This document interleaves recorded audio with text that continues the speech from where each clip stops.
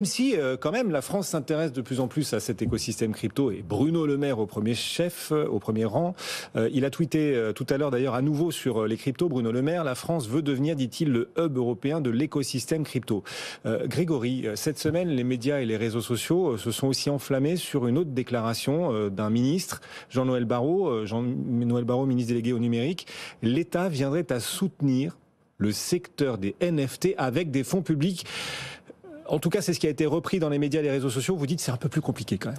Oui, voilà, je vous rassure, vos impôts vont pas réussir à financer plein de NFT avec des images de singes. Non, c'est pas du tout comme ça que ça va se passer. Il n'y a pas de plan d'aide particulier pour soutenir financièrement le secteur.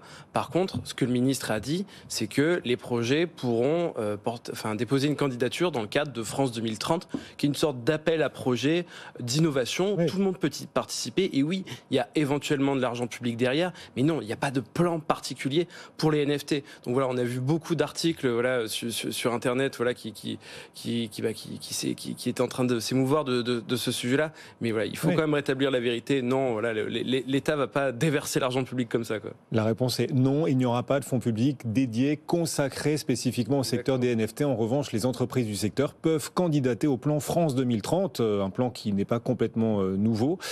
Ça veut dire que le gouvernement ne soutient pas le secteur ou qu'il le soutient pas tant que ça? Mais bien sûr que si, bien sûr que si.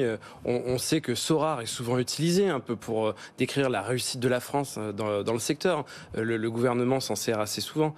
Il a bien compris, je pense, ça a été très bien intégré, que le Web3 avait beaucoup de perspectives en France. Vous le rappeliez avec le tweet de Bruno Le Maire, avec les multiples déclarations qu'il y a eu cette semaine. Donc Bruno Le Maire déjà sur BFM, il faut quand même le souligner, qui a fait une très très grande interview et on voit qu'il soutient les cryptos. Jean-Noël Barrot aussi dans The Big Well, mais Jean-Noël Barrot s'est présenté à la NFT Factory le jour de l'ouverture au matin, le soir. Bon, je pense qu'on peut dire que le gouvernement soutient le secteur, quoi.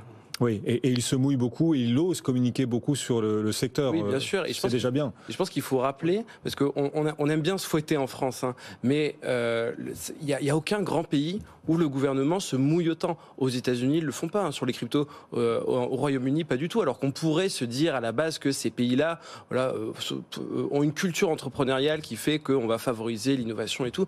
Non, en fait, moi j'ai l'impression que ça se passe en France, vraiment.